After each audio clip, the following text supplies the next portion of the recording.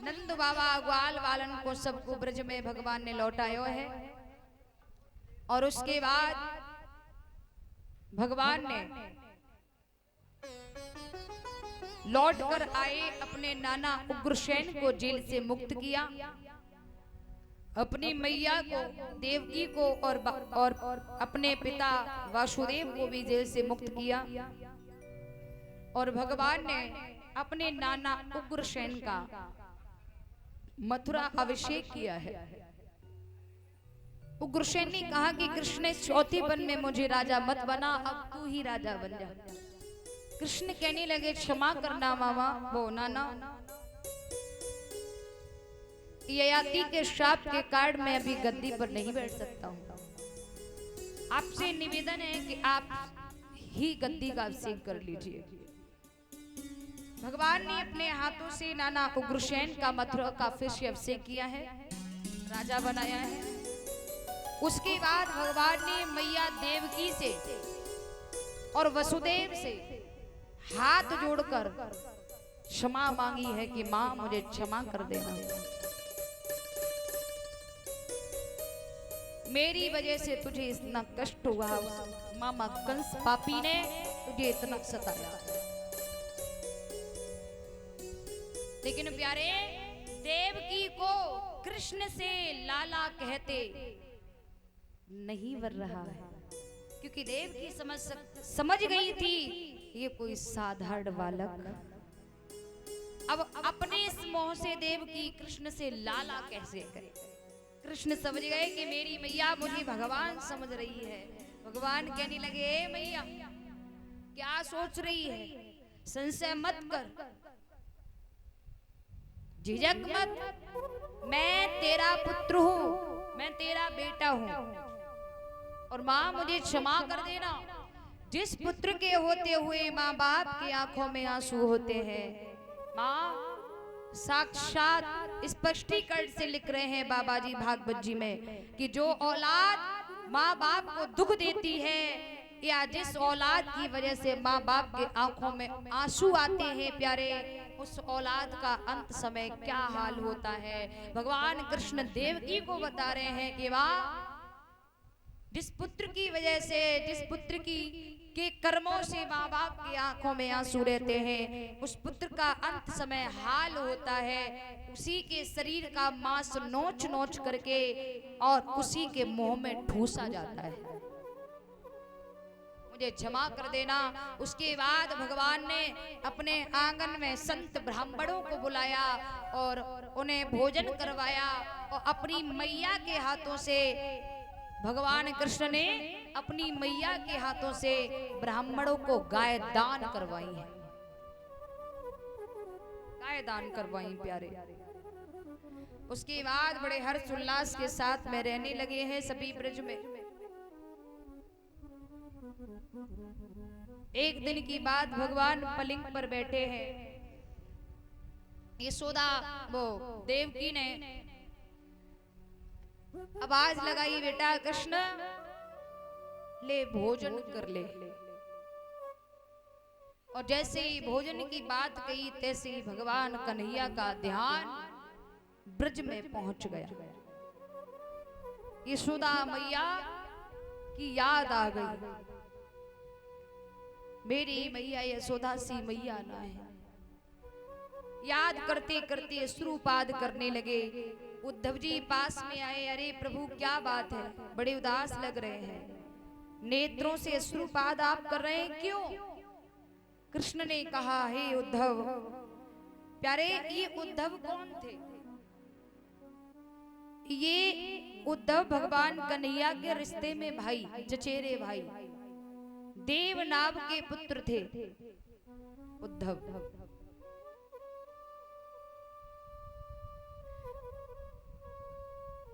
महाराज, भगवान ने कहा कि मुझे उन व्रजवासियों की याद आवे। उद्धव जी कहने लगे, मेरी लाख कोई सेवा हो तो बताइए। भगवान कहने लगे, क्या बताऊं तुम्हारे लिए, क्या सेवा हो सकती है? उद्धव कहने लगे प्रभु आप एक काम करिए। बोले क्या? आप एक पत्र लिख दीजिए, मैं उन प्रेम की दीवानी गोपिकाओं को पत्र पहुंचा दूंगा, उन्हें समझा के लौटाऊंगा। भगवान कहने लगे ये बात ठीक है। भगवान ने पत्र लिखा है, एक पत्र मैया यशोदा नंद रोहिणी के लिए और एक पत्र व्रजवालाओं के लिए लिख करके उद्धव को दिया। और भगवान अश्रुपात करते हुए उद्धव से बोले, उद्धव मेरी मैया से जाए कि कहियो बा को कन्हैया बक बहुत याद करे,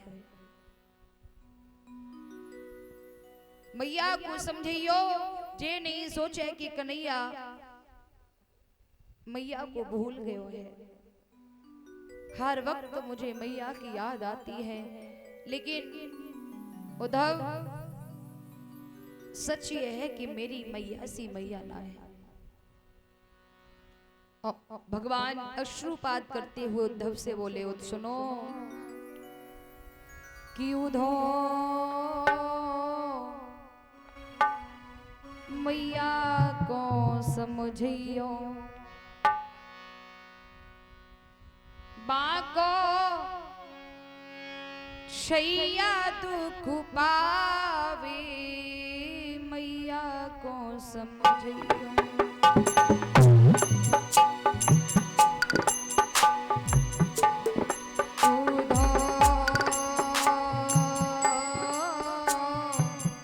मैया को समझियो बाको लाला दुख पावे, मैया को समझियो।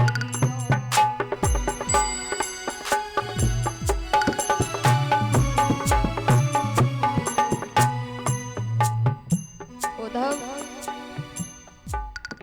मेरे बाबा से बाबा ना है,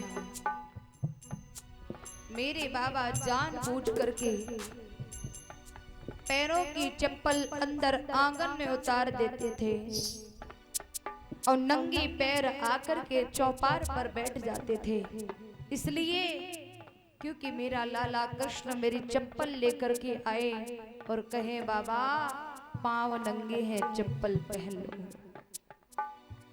मैं बाबा की चप्पल अपने सर पे रख के बाहर चौपार पे बाबा को देने जायो करत दो,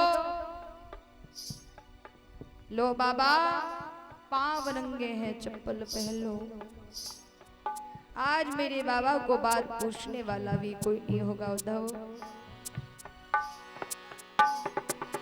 सर में दर्द हमारे होवे, मैया सर को दबाती थी, सर में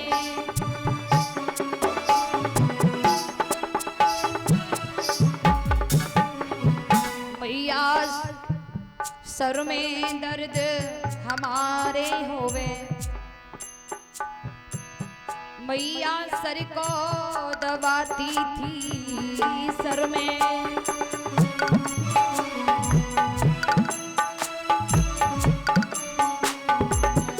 नौन मिर्च हाथ में लेके मैया नजरी उतारती थी,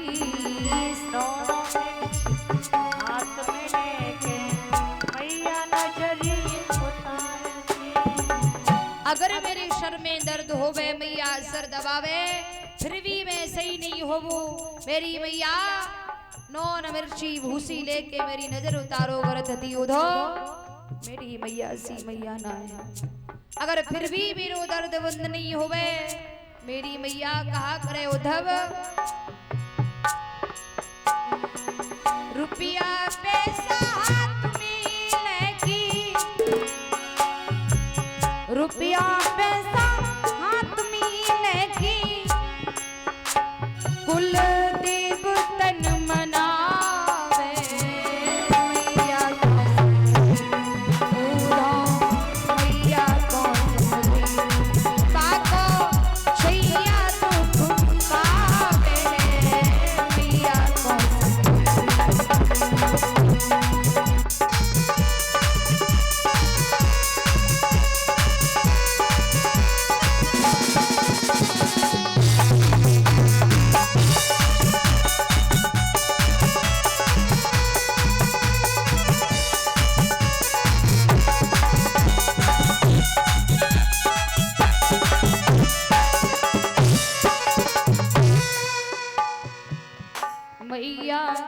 समझियो उधो मैया को समझियो बाको शैया दुख पावे मैया को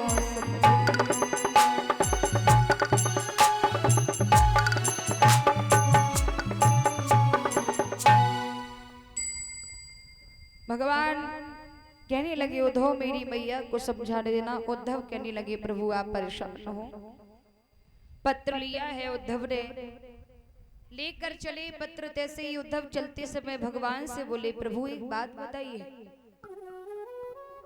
वो तो ग्वाल गमारिन है और मैं विद्वान,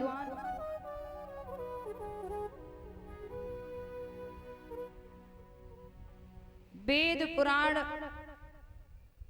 उपनिषदों का कंठस्थ विद्वान हूं, मुझे वो कैसे पहचानेगी, कैसे मानेगी कि मुझे आपने ही भेजा है।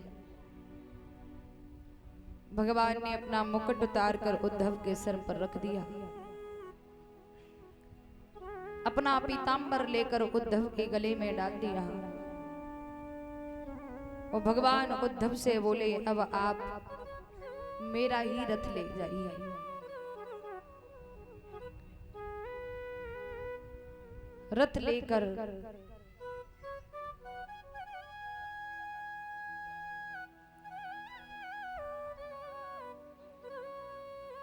चले उद्धव जी। इधर व्रजवासियों का हाल बेहाल है। कोई सखी कुएं पर पानी भरने आई, सुबह 4 बजे आ गई, रस्सी में घड़ा बांध लिया, कुएं में घड़ा लटका लिया है, लेकिन उसे ये ख्याल नहीं है इस घड़े को हम डुबाएं या उठाएं। कोई सखी घड़ा को भर करके सर पर रख लेती है, उसे यही ख्याल नहीं है कि मुझे घर पर भी जाना है।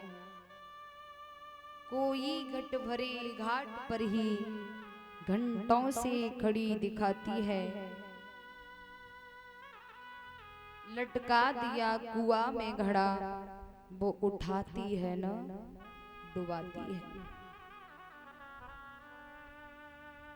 हरियाली हरि की याली बने, उन हरि को रही बुलाई है। राधे श्याम बोल में ना रही पिछली याद दिलाई है। एक दूसरे से बातें कर रही हरी बहन, कन्हैया अभी नहीं आयो। बहन लगत अब कन्हैया आवेगो नहीं, अब नहीं आवेगो बहन। तब तक एक सखी बोली बहना कन्हैया आवेगो। बोली कब आवेगो? तो बोली विशाखा ओ बहना वो मनमोहन जी आए हैं, और आए हैं जब ही ओ बहना हम बिलखे बिलखे मर जाए हैं। जब उनके विरह में हम मर जाएंगे तब वो आएगा तो सही। इधर प्यारे राधा रानी एक बाग में बैठी बैठी विलाप कर रही है। एक सखी की निगाह पड़ी, दौड़कर पास में आई। राधा क्या हुआ? राधा रोकर के बोली बहन कन्हैया अब तक भी नहीं आया। ये ठंडी ठंडी फुहारें मुझे कृष्ण की बहुत याद दिला रहा है। बहना बड़ी बड़ी आस लगाई रे, नहीं आयो कन्हैया। बड़ी बड़ी आस लगाई रे, नहीं आयो कन्हैया। बड़ी बड़ी आस लगाई रे, नहीं आयो कन्हैया। बड़ी बड़ी आस लगाई रे, नहीं आयो कन्हैया। आयो कन्हैया नहीं आयो कन्हैया। आयो कन्हैया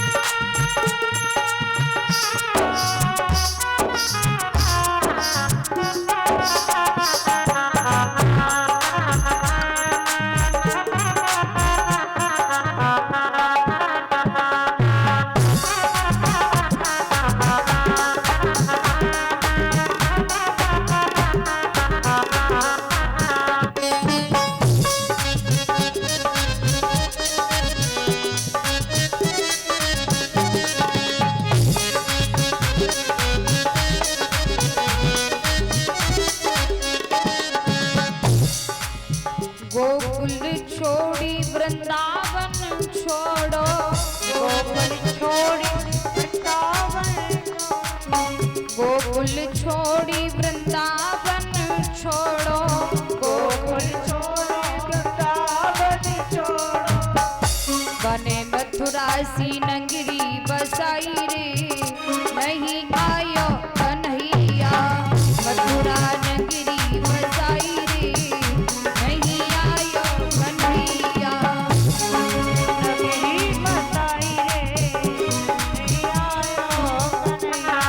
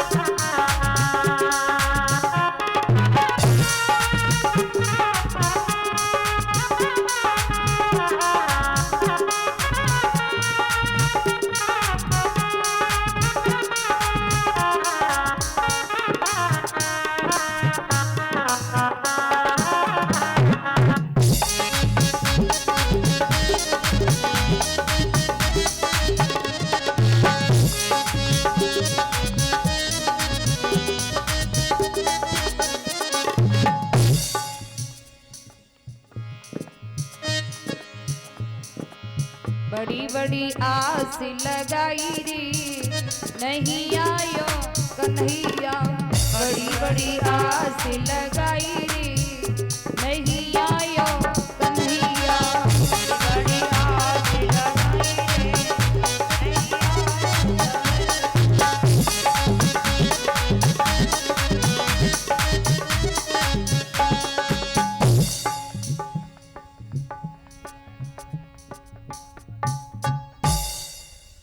विजा का वो राधा करोड़ों कर हाल बेहाल है। राधा कहने लगी बहन कृष्ण के बिन अब इस ब्रज में जिया नहीं जा रहा है। परसों का वायदा करके गयो, साले सी है गई है बहना, साले सी हो गई है। तब तक एक सखी की निगाह पड़ी, एक सखी की नजर गई, सामने ही उद्धव जी एक वृक्ष की आड़ लिए सारी बातों को सुन रहे हैं। मुंह से निकल गया बहन कन्हैया आ गया है। राधा बोली कहाँ है? देख बहन सामने। सभी एक ही स्वर में दौड़ पड़ी, एक ही स्वर में बोलकर भागी, लाला आए गए हैं। जब दौड़ करके पहुंची तो देखा है कि कृष्ण नहीं है। मेरे कृष्ण का ही मुकुट है, कृष्ण का पीतांबर है, कृष्ण का ही रथ है। विशाखा कहने लगी कौन हो तुम, क्या नाम है तुम्हारा और यहाँ क्यों खड़े हो? उद्धव जी कहने लगे सखियो मुझे कृष्ण ने भेजा है, मैं कृष्ण का सखा हूं। कृष्ण का सखा? बोले हाँ। उन्होंने तुम सभी को समझाने के लिए हमें भेजा है और तुम सभी के लिए एक पत्र भी लिखा है, वो पत्र में लेकर आया हूं। ललिता कहने लगी पत्र? वो कहाँ है पत्र, जरा दिखाओ मुझे। और बोली जरा पढ़ी कर कहो ऊधो संदेशा क्या पठाया है, वहां ना क्या बनाया है।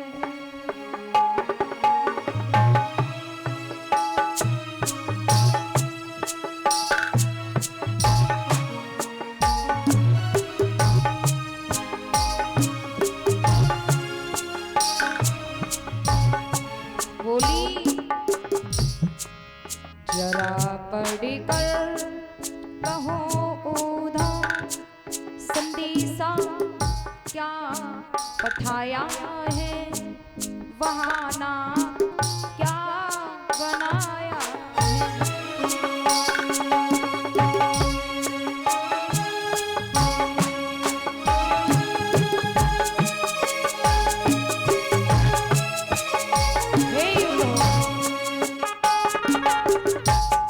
पत्र को खोल कर पढ़िए और बताइए उस पत्र में क्या लिखा है।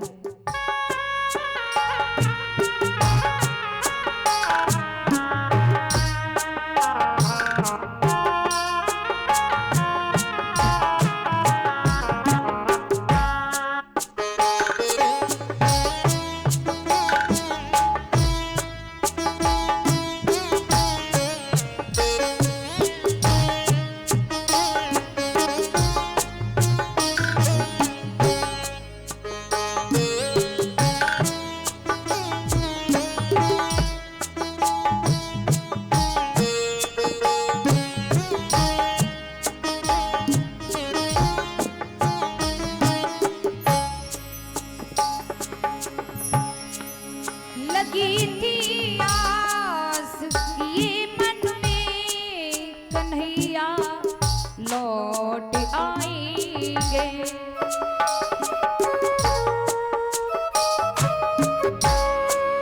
लगी थी आस ये मन में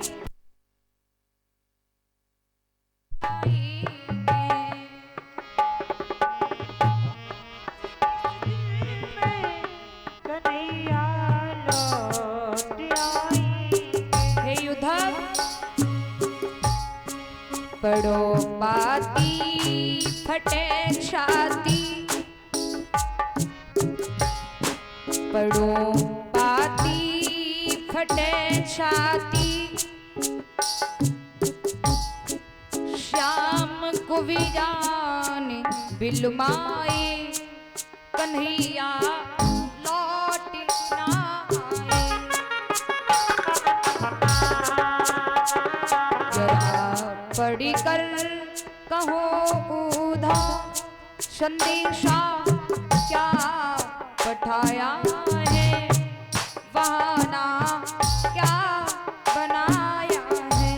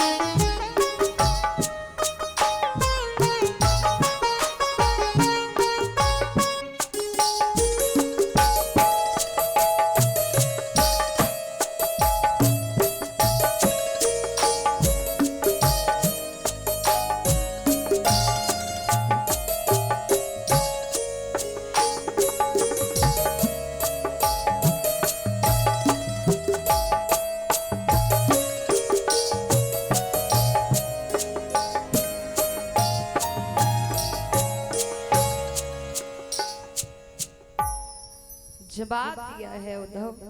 वो पत्र खोल कर पढ़िए और बताइए मुझे उसमें क्या लिखा है। प्यारे जैसे ही उद्धव जी ने पत्र पढ़ने के लिए निकाला सारी ब्रज की गोपिकाएं उस पत्र पर ऐसे झपटी प्यारे मानो किसी शेर को शिकार मिल गया हो। पत्र के टुकड़े टुकड़े कर डाले, नहीं पढ़ पाया कि उस पत्र में क्या लिखा था।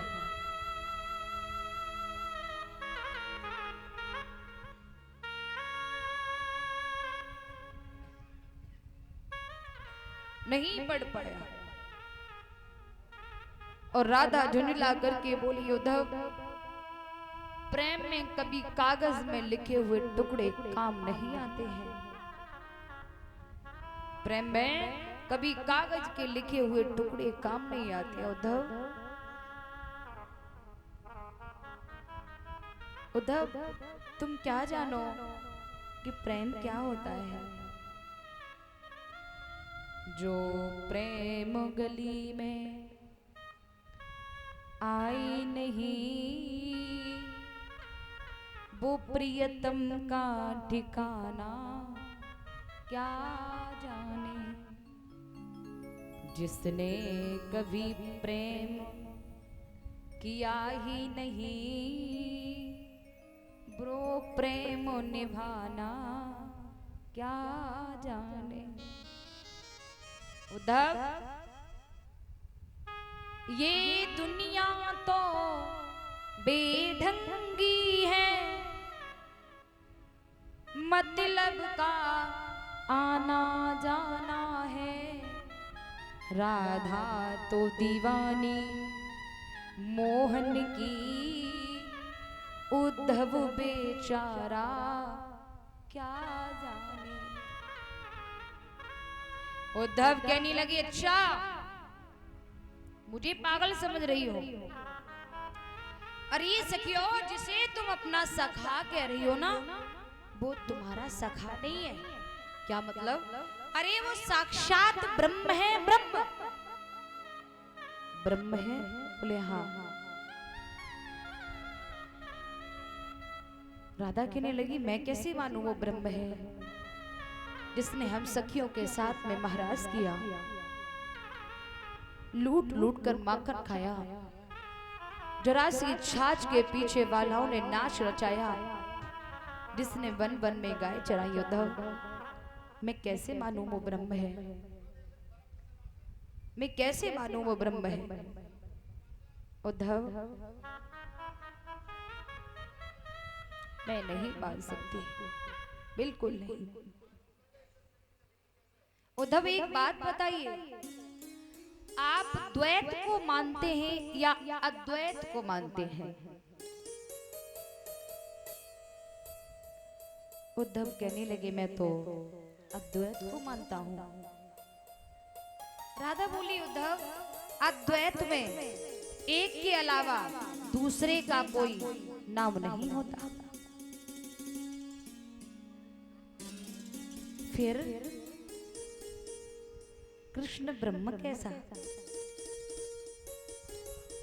उद्धव का ज्ञान भगवान के प्रेम के आगे प्यारे ऐसे फीका पड़ा, मानो उद्धव ने आकर के सूर के सामने दीपक को दिखाया हो। और राधा बोली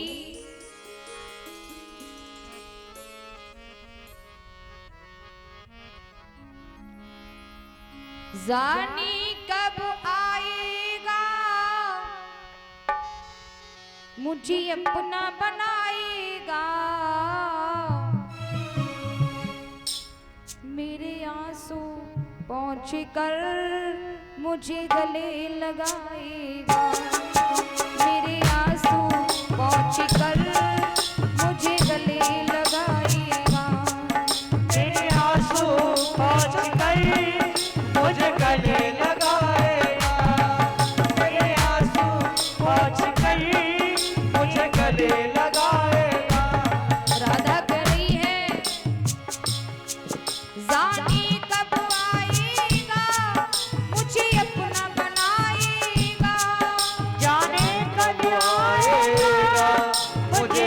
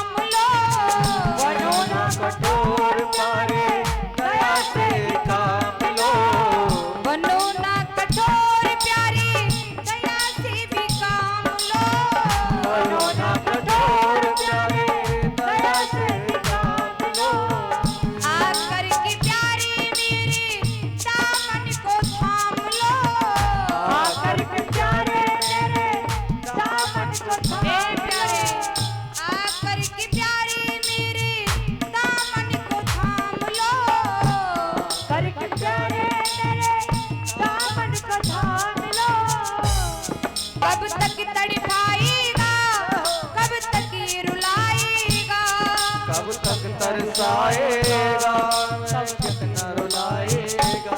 कब तक तड़पाएगा, कब तक यूं रुलाएगा, कब तक तड़पाएगा, कब तक रुलाएगा। मेरे आंसू पहुँच कर मुझे गले लगाएगा, मेरे आंसू पहुँच कर मुझे गले लगाएगा। कब आएगा मेरा सांवरिया, कब आएगा मेरा सांवरिया, कब आएगा मेरा सांवरिया, कब आएगा मेरा सांवरिया।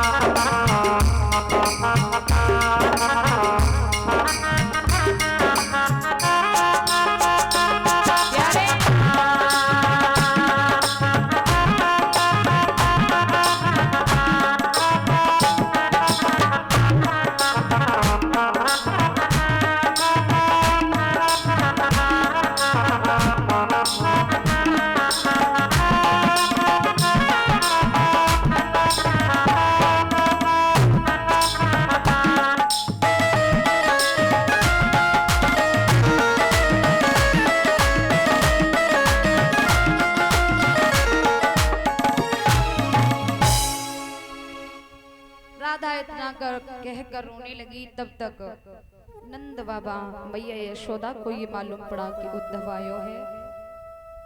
नंद यशोदा उद्धव के पास आए। उद्धव ने मैया को प्रणाम किया, मैया प्रणाम करो, लाला खुश रहे। लाला मेरो लाला नहीं आयो। उद्धव जी कहने लगे मैया कन्हैयानी को भेजो है, आप परेशान न हुइयो, लाला तो को बहुत याद करे मैया। जब मैं आयो तो लाला ने हमसे कही उद्धव मेरी मैया सी मैया ना है। नंद बाबा बोले लाला उद्धव चल मेरे साथ चल, हम बैठ के बातें करते हैं। एक वृक्ष के नीचे बाबा ने उद्धव को बिठाया। मैया यशोदा भी वहीं बैठ गई। नंद बाबा उद्धव को कुशल मंगल पूछते हैं। उसके बाद नंद बाबा अश्रुपात करते हुए बोले बेटा ये जो गलियां हैं ना, इन गलियों में मेरा कृष्ण खेला है।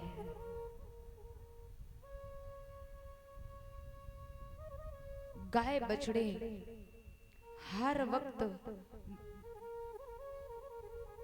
मथुरा की ओर झांकते रहते हैं, शायद अब आयोगे कृष्ण, शायद अब आवेगो कृष्ण। अब ये जिए तो जिए किसके सहारे। जा दिन से लाल आ गयो है, श्यामा गैया ने अन्न नहीं खायो है। लाला मैं तो को कहा बताऊं, मेरे लाला सो लाला ना है। मैं जानबूझ करके पैरों की चप्पल आंगन में उतार देता था। मेरा लाला मेरी चप्पल अपने सर पर रख करके मुझे चौपार पे देने जाया करता था। और ये कहा करता था बाबा पांव नंगे हैं, चप्पल तो पहलो सही। लाला उद्धव आज मुझे बात पूछने वाला भी कोई नहीं है। हमारे आंखों के दो ही सितारे थे, वो भी चले गए। मेरी बुढ़ापी की दो ही लाडी थी, वो भी चली गई। मैं जियो तो जियो किसके सहारे बेटा। उद्धव ने आगे बढ़ के पीताम्बर से बाबा के अस्त्रों को पहुंचा और एक बात कही, बाबा आप ये ना सोचो कि लाला तुमको याद ना करे, लाला तुमको बहुत याद करे, बहुत याद करे। यशोदा कहने लगी, लाला उद्धव मैं तो को कैसे बताऊं कि लाला के बिन एक दिन बरसों के समान बीत रहे हो। लाला यशोदा मैया बोली कि अब जीने का मन नहीं करता उद्धव लाला के बिन। और यशोदा बोली कि हंसा उड़ी चली अपने देश, हियन पे कोई नहीं अपनो रे।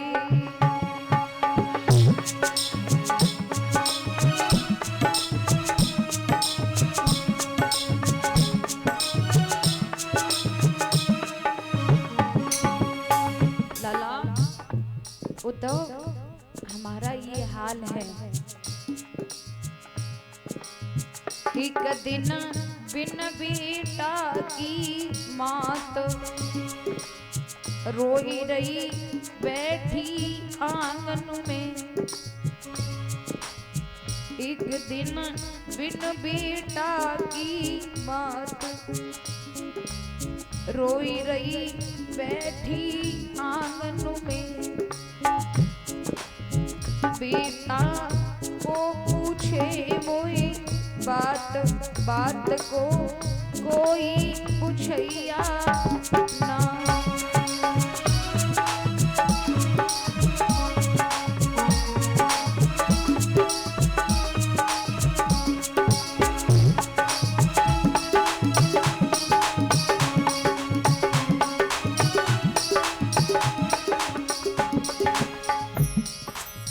एक दिन बिन बेटा को बाबू रोई रो बैठो दहरी पे। एक दिन बिन बेटा को बाबू रोई रो बैठो दहरी पे। बेटा को देवे मोही नीर, नीर को कोई दिवैया ना।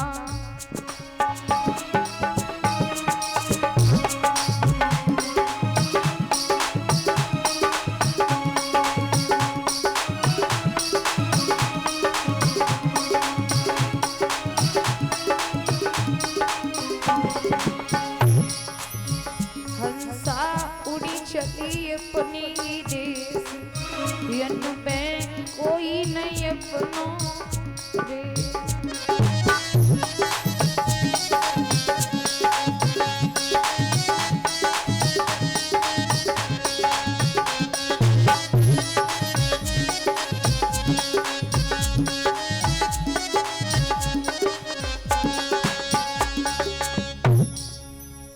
यशोदा भैया रो कर उद्धव को बताने लगी कि जियो तो जियो कैसे लाला।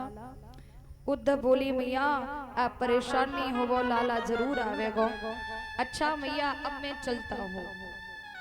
यशोदा बोली लाला जा रहे हो है, रुक जा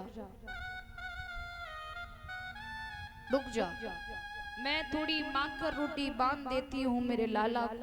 लाला को जाए के कह दिए, क्योंकि भले ही बापू मेरी याद नहीं आ रही होगी, लेकिन माखर मिश्री की याद तो जरूरी आ रही होगी। मैया दौड़ के गई, माखन मिश्री बांध के लाई, उद्धव को दई है जवाब दियो लाला ले जा। लाला ते कह दिए जे बूढ़े नंद की भी खबर ले ले। अरे हम राजा नहीं, अरे मैं तो बाकी दरवाजे के नौकर बन के ही जीवन काट लूंगी। बातें कह दिए, बूढ़े नंद यशोदा को भी अपने पास बुला ले, बाकी दरवाजे के नौकर बन के बाकी दर्शन कर करके अपनो जीवन काट लूंगी लाला। क्योंकि अपने लाला कृष्ण के बिन पल पल घुटन रहती है लाला। उद्धव जी ने बाबा आनंद को, मैया को ज्यादा अधीर देखा। चलते समय उद्धव ने बाबा आनंद मैया के फिर से आंसू पोंछे और समझाया है कि आप चिंता ना करो, जरूर कन्हैया आवेगो मैया। अच्छा प्रणाम करता हूँ, अब मैं चलता हूँ। प्रणाम करके उद्धव चले, मथुरा में पहुंचे। उद्धव जी ने मथुरा में जाकर सारी बात बताई।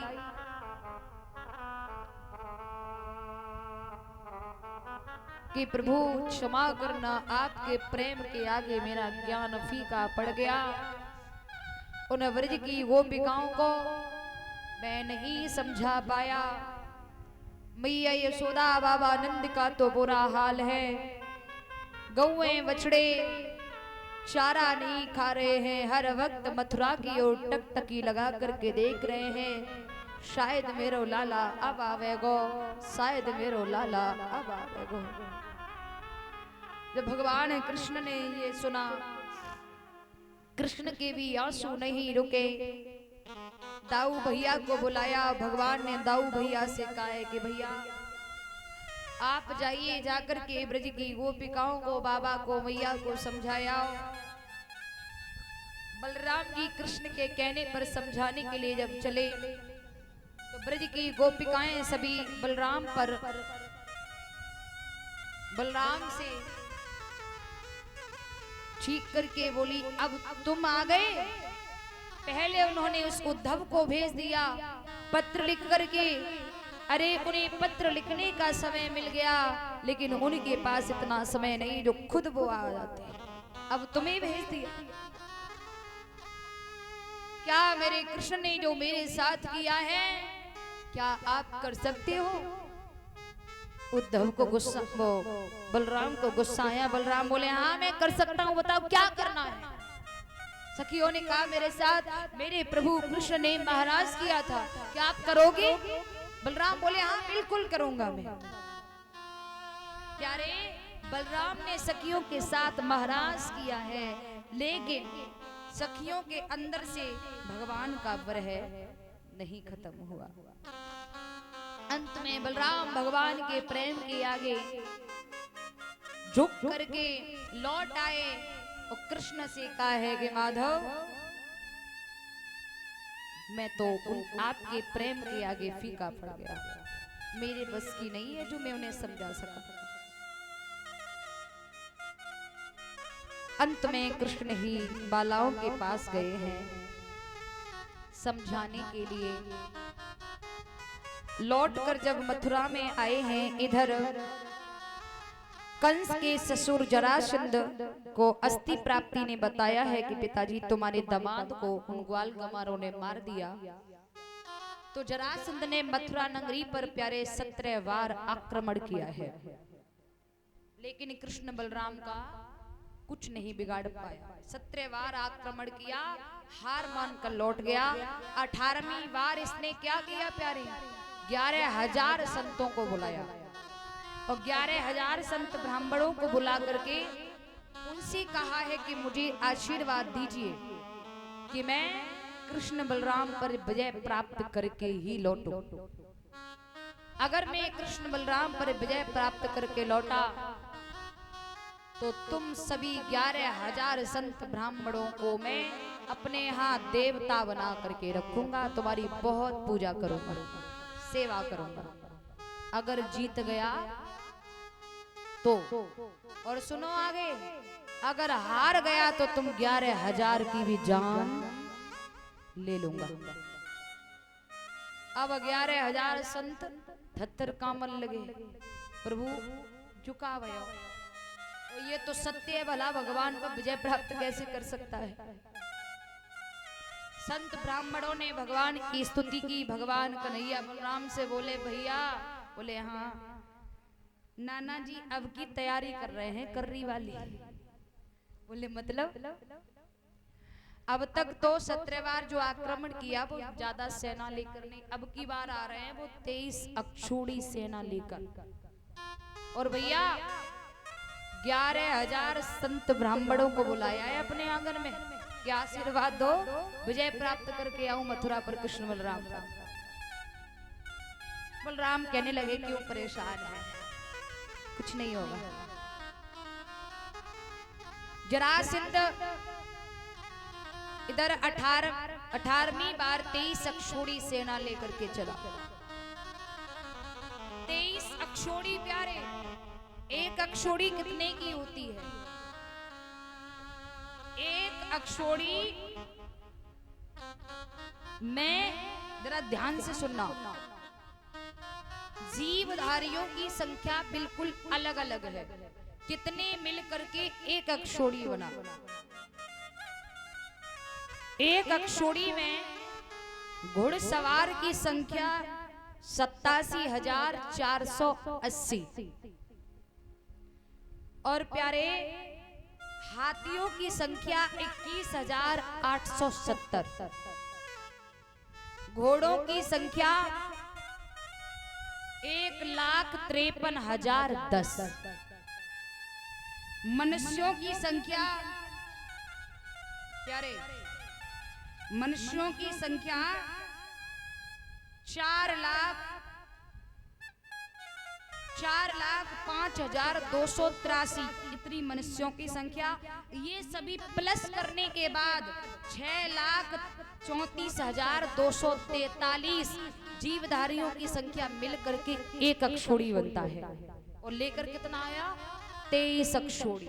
हाँ, इन सभी को प्लस करने के बाद 6,34,243 जीवधारियों की संख्या मिलकर के तब एक अक्षौणी बनता है। बोलियो गोविंद भगवान की। और लेकर कितना आया? 23 अक्षौणी प्यारे। कन्हैया बोले भैया क्या सोच रहे हो? बलराम बोले क्यों परेशान है, कुछ नहीं होगा। कन्हैया बोले वो तो मुझे भी मालूम है कुछ नहीं होगा भैया, लेकिन बात ये है ना। बोले क्या? बोले बात ये है कि नाना जी जब विजय प्राप्त नहीं कर पाएंगे तो वो 11,000 संतों की जान ले लेंगे, ब्राह्मणों को बचाना है। बलराम बोले क्या करोगे? बोले भैया जैसे ही नाना जी आए रण में, तैसे ही हम और आप रण से पीठ देकर भाग चलेंगे। बलराम कहने लगे पागल है का लाला, रण छोड़ के भागेगा तो नाम तेरो रख देंगे लोग बाग। बोले कहा?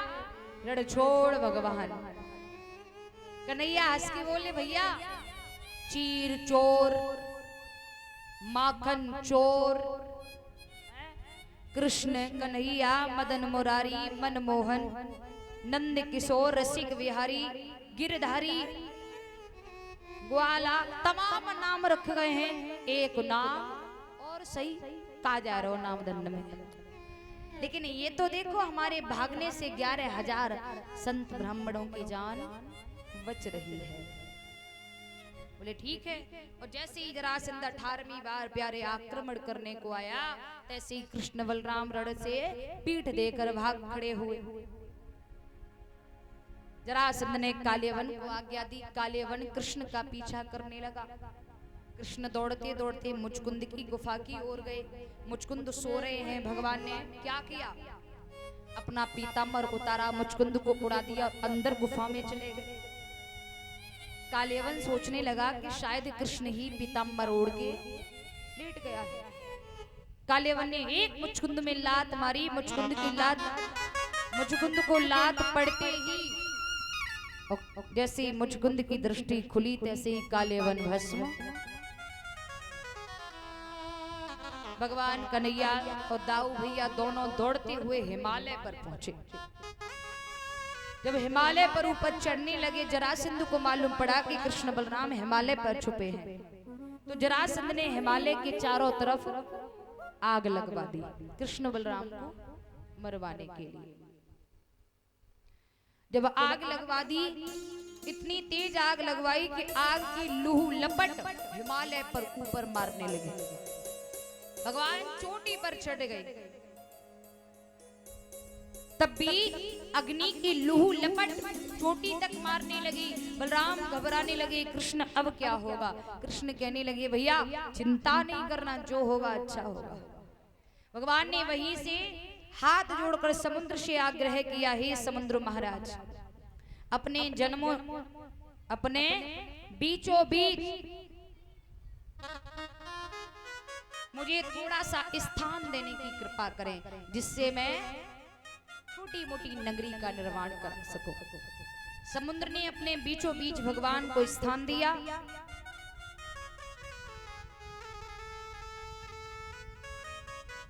काय लल्ला जो खम्म को भागो जा रहे हो? हेलो, कहूँ भागो जा रहे हो का? जो खम्म को जा रहे हो का? दोनों हाथ अपने न्यू जकड़े बैठो है, सीधे बैठ जाओ, बैठ जाइए लल्ला। हेलो, कोई फर्क नहीं है।